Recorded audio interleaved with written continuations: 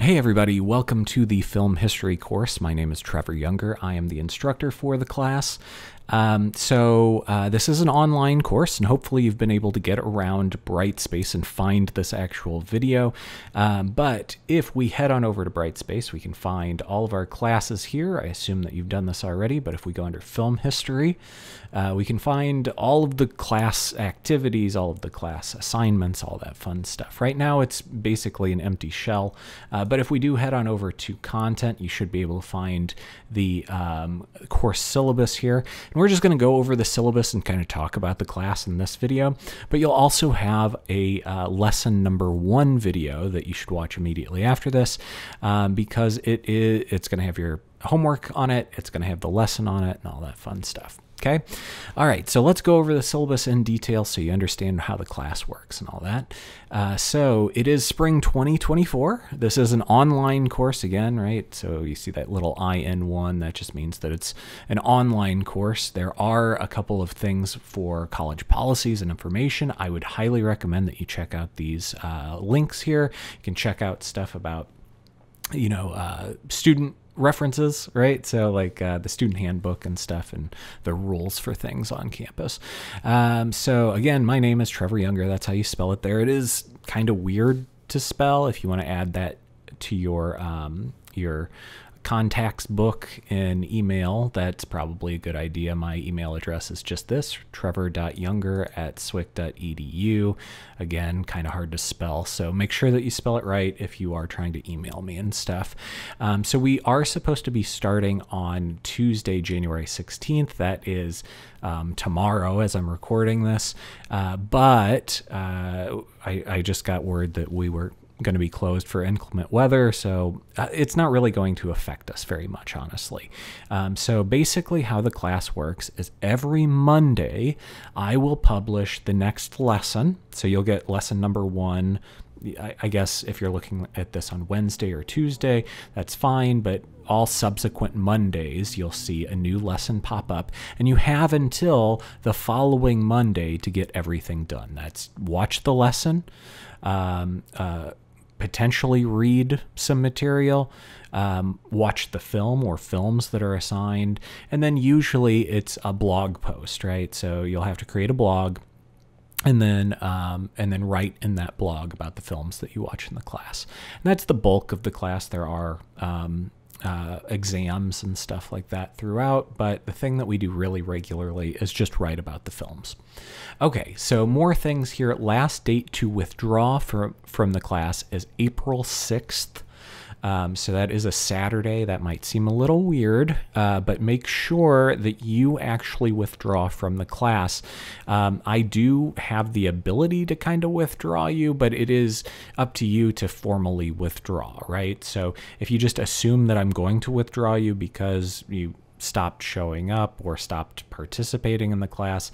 Remember, this is an online course, so I don't know what your intent is, right? So if you weren't showing up to class in a physical place, then that would be a little more evident to me, but I'm absolutely not going to know. I'm just going to think that you're behind, right? So make sure that if you want to withdraw from the class, you do so before this date, and tell the proper authorities, right? So that's going to be your counselor, your advisor, sorry, your academic advisor there. Okay, so course description, that's what this class is all about. A survey of the history of motion pictures with an emphasis on important cinematic movements, directors, and technological innovations that have impacted the direction of the art form. So it's a little bit vague here. That's basically just a longer version of the history of film, and that is what the class is. We're going to try to take things as chronologically as possible, so we start at the very beginning of the invention of the film camera, right? And then we move forward, but eventually it gets really like a big tangled mess, right? So eventually film becomes super striated. It's all around the world, and all these things are kind of happening concurrently. So once we get to a certain point, we're kind of just jumping around the globe all at the same time and kind of going back and forth in time and stuff. But the beginning, all kind of chronological. And for the most part, we work chronologically from the beginning to, I think we end up right around like Spielberg and stuff. So that's like the 1970s and 80s. So we get right to the modern film stuff. All right, prereqs for the course. You should be eligible for English 101. So you should either be in English 101 already or have taken it. There are some things in the class. You do have to write an MLA formal research paper. So if you're not familiar with MLA and the formatting and stuff, it can be kind of a nuisance. I would highly recommend that you work with like the Success Center for anything like that, just like formatting stuff. They're not the best in the world for doing your actual research. So if you ever end up in a position where you're like trying to find something, or you want feedback on the factual accuracy of your writing, the Success Center isn't really for that. It's more for like writing fundamentals and formatting and stuff, and they can help you immensely with that stuff. But hopefully you have a little bit of experience with that stuff, and if not, you're actively in English 101 and you're learning that as we're learning stuff in the course. If not, you can always reach out to me and ask for help. And if you forget Success Center, library, whatever, feel free to email me and ask me what resources I mentioned in that course overview video, and I'll happily tell you. Okay, so course objectives. By the end of the course, you should be able to do all of these things. Identify distinct cinematic movements, genres, and periods. Explain the distinguishing features of the above. Identify important film directors and characteristics of their work. Explain how technological developments have affected the art form. Analyze how social, political, and economic contexts have influenced films, and how films have at times influenced society. So you will absolutely get all of that stuff throughout the course. Some lessons focus on certain things more than others. We don't do this for every single lesson, but you will get it throughout the course. All right, now skipping forward to college-wide core competencies, we see just writing is ticked off the board here. It is a writing class, basically. You write in your blog, kind of an informal writing thing. You do have to have things spelled correctly and stuff. It's not a formal research paper or anything like that, though. It's kind of like a journal. But you'll get these other things too. There is a final presentation that you have to give, and that's going to do something for oral communications. You have to do all this stuff on the computer. That should help your computer literacy, and pretty much every class has critical thinking. But all we need to tick off the chart here is writing, which you will absolutely do. All right, textbooks. There is not a textbook for the course. There's the section here, but nope, you don't have to buy anything for the class, with exception to potentially some films that you might not be able to find for free on the internet. I highly recommend that you use Max. That's the new streaming service. It's like the HBO streaming service. It's called something new now. It has, I think, every film that is assigned in the class, minus maybe the stuff that's in the public domain. So early on, things that are in the public domain are totally free out there on YouTube and stuff. You can check it out there. But eventually we get into like copyrighted material and stuff, so you would have to track that stuff down. Max should have basically everything, but if not, you are responsible for finding those films and watching them. So you don't have to buy a textbook, but you may have to maybe rent a movie or two. The library is a great resource, though. The library at SWIC has a lot of these films. Your local library might have a lot of the films too, depending on where you live. Grading procedure. So this is how your grades are going to break down. The total is 100%, go figure. But online writing assignments, this is your blog, right? So it's called online writing assignments here because in some circumstances people haven't wanted to have their writing published online, which is totally understandable. If that is you, you can reach out to me via email and say, hey, I don't want to have a blog, even though you can keep the blog totally anonymous, you can always send me like Word documents or something via email. I think the blog is very convenient. That way you don't have to log in to Brightspace all the time. You just load up your blog and write in there, and I'm going to check your blog every week, right? So I'll just go to your blog URL again. You don't have to turn things in. You just have to make sure it's published up on your blog there. Okay, exams, that's worth 15%. The online writing assignments, by the way, worth 50%, so most of your grade here. There are 2 exams in the class. You have a midterm, and then you have a comprehensive final, okay? And those are both on Brightspace. You just load it up and answer the questions. It's a lot of multiple choice and I think like some matching or something like that. There is a final paper that is worth 15% of your grade as well. Final paper is a formal MLA research paper. That is not like an opinion-based paper, right? It's something that you can actively research and report on, and has to have like proper citations, all that fun stuff, okay? Final presentation is worth 10% of your overall grade, and this one is relatively easy. You do have to have some kind of audiovisual element, whether that's a PowerPoint presentation that you've created, or as simple as a still image from the film that you're presenting about. It's on the same topic as your final paper, but it isn't a recitation of your final paper. Hopefully that makes sense. So you don't just get up there and read your final paper, or get in front of a camera in this case and read your final paper. Instead, you'll report on the struggles you had for your final paper. That's 100% fine to do. You can also just go into depth on something that you weren't able to go into quite as much depth about in your final paper, but most people use it as an opportunity to present their subjective opinions on the thing that they reported about objectively, right? So that means like your final paper can't be opinion-based, but your final presentation can be. So you can absolutely give your thoughts on the topic that you wrote your final paper on. Now, I think this is incredibly easy, but I do see from time to time people just kind of skip it because they don't want to. Remember, this is worth 10% of your overall grade, so if you get a 0 on it, if you get perfect throughout the entire semester, the best you could hope for would be a 90%, right? And chances are you don't have absolutely everything perfect the whole way. So consider that, right? Like it basically means you lose a letter grade if you don't do the final presentation. Okay, it doesn't have to be great. Just do what you can, right? It's 4 to 6 minutes, just informal talking with some kind of audiovisual element. And it's almost worth as much as all that hard work in your final paper. Okay, off my soapbox about that. Finally, participation is worth 10%. There are some online discussions. Your first one will be due on Monday.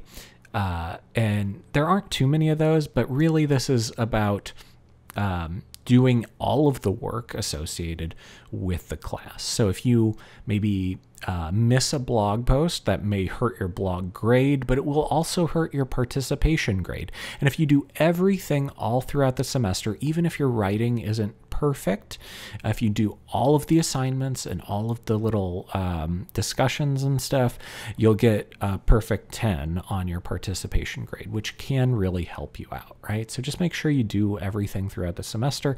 If you have any trouble getting things in on time, I'm pretty open to extensions. You just need to reach out to me more than 24 hours in advance if you're having trouble for whatever reason, and I will very likely grant you an extension. You'll have to tell me how long you want for the extension, but it seems appropriate to me if you keep good communication with me. All right, so tentative course schedule, this is how it's going to go, right? So these are the lessons that we'll get throughout the semester. Invention of the cinema camera, 1910s and the MPCC, all this stuff. If you're not familiar with this stuff, that's totally fine. We will get you into it as we go. There is going to be Italian neorealism on top of this. It is just a reading assignment rather than like a video lesson, because at that point we'll also have our midterm exam. So there won't be any writing due for it, but you will have to watch a film and know about it. Okay. Midterm, final exam, final paper, and final presentation schedules will all be posted on Brightspace at least a week in advance of their due date.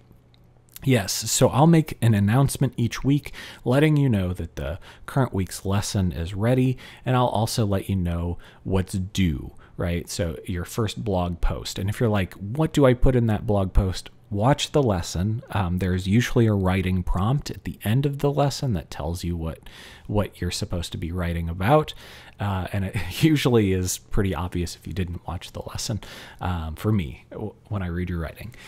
So make sure you read that all the way, or watch that all the way through, and you'll know what you should be writing about, but you'll know when things are due for your blogs, or when we have a week off from your blogs. That usually happens around the midway point. We start focusing on your final paper, and I give you week on, week off, right? But if this is at all confusing for you, don't worry about it. I would just check out those announcements and make sure you keep up with those, and just work week to week. That's how I would do it. All right. Academic rigor. All this basically says is that we're in a community college, and this course is equally as rigorous as universities, and it is. So I teach at other universities, and this is the same class here as it is in other places, minus it's online, and you have me instead of somebody else. But it's essentially the same if you would go to a different university and stuff. So this class should transfer just fine if you needed a film history course, if you're transferring somewhere. Okay, other information. This is important stuff for me, for sure. Some movies contain violence and themes and mature subject matter that can be offensive to people. In our second week, I think like you have the option to watch a film that I would consider really offensive, and we'll learn the historical context around it and the problems with it and the problematic issues around it, and that's why it's an important film in my opinion, rather than how a lot of people view it. But you'll have the option in that case to watch something else if you don't want to, like subject yourself to that. That's 100% fine. But there is sometimes nudity in films. There's sometimes violence in films, profanity, all that stuff. So if that is an issue for you, you may want to pick a different course, right? So we can't just give you different movies in all cases. Sometimes, yes, certainly for that second week here. But elsewhere, there's not a whole lot to do for you. Like when we get to the sexual revolution in film, I can't give you a totally different lesson, if that makes sense. So hopefully that's not an issue for you. And if it is, I'm not going to be offended if you drop the course because of that. Okay, academic dishonesty. This is also important. Anyone caught cheating on a quiz or exam or turning in written work that they did not write, plagiarism, right, will get an F for the course. So that includes things that you don't cite properly, right? Like, so you... some people will sometimes make the excuse of well, I forgot to put that thing in quotes, but really they're passing off someone else's work as their own, or you just summarize something all from one, like you rewrite the something that you read somewhere else. That's an issue too. It used to be a lot easier to catch people with plagiarism, but ChatGPT has made it kind of difficult. But since ChatGPT has come around, I've caught at least one student in this course every semester using it improperly. Now, there is maybe an exception for ChatGPT. I don't have a problem with you writing your own work, like a full blog post, and then you wanted to put it to ChatGPT and say, correct the spelling errors or correct the grammatical errors in the following text, that basically works the same as like a Grammarly, which I don't have a problem with either, right?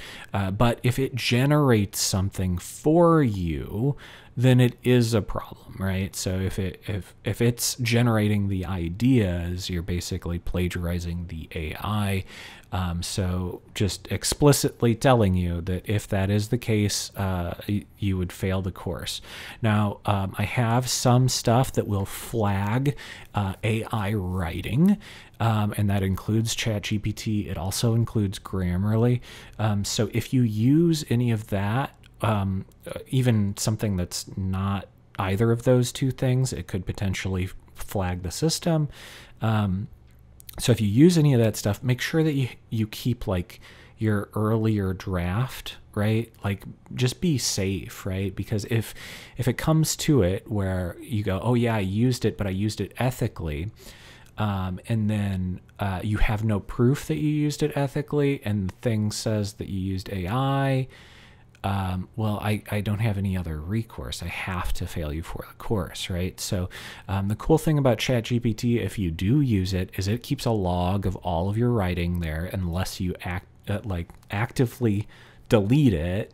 It's saved on the left side. So if you did input some kind of text there, so long as you don't delete it, and then it goes off for AI and stuff, and I contact you about it, you can prove that, like, look, this was my original, this is what ChatGPT changed it to and stuff, and I can make sure that you're doing things the appropriate way. Now, if you want to be absolutely safe, just don't use it. It's 100% cool to not use it too. I do understand why you might want to, because grammatical errors do count against your writing, and you could easily clean those things up. It's just like a spell checker, right? I'm not going to be able to tell if you're using a spell checker, but if you don't have access to one, you know, ChatGPT is free. Grammarly is not, but you know, if you have the money for it or you already have it, feel free to use it. Just be prepared in case something happens. Okay, so I hope that wasn't a terrible bore for you. Let's show you one more thing. We're going to head on over to these blog sites. Now, I recommend blogger.com, right? So if you just go to blogger.com, you'll find a very, very easy to use website, right? You may have to sign up for it, but if you already have a Gmail account or a Google account, it signs up immediately because this is run by Google. Okay, you name it something, you can create new posts here, and what I need by next week is your blog URL. So if I click this little button here and click view blog, it's going to give me my blog URL here, right? So that's going to be http / whatever. You don't have to give me that. It just says right here, younger12345 6.blogspot.com. That is what I need. Some people like to use a website called WordPress, wordpress.com. And wordpress.com is 100% fine to use. I don't have any problem with that. You can use any blog site that you'd like. Even if you want to use like Wix or web editors and it has a blog associated with it, I'm 100% cool with it. The only exception may be like Tumblr, where I would have to be like your Tumblr friend to see it because things are private and stuff. So long as you can give me a URL at the end of the day and I can see your stuff, I'm 100% cool with it. Apart from that's basically what the class is. From here, you should check out lesson number 1, which is a YouTube video all about the birth of cinema and the invention of the cinema camera. And when you get to the end of it, it'll have you a little writing prompt about what you're supposed to write this week. All right, feel free to reach out to me if you have any questions about the syllabus, about the course, about the lesson, any of that. You have my email. It's in the syllabus right at the top here. It's trevor.younger@swick.edu, and hopefully I'll be reading your work very soon.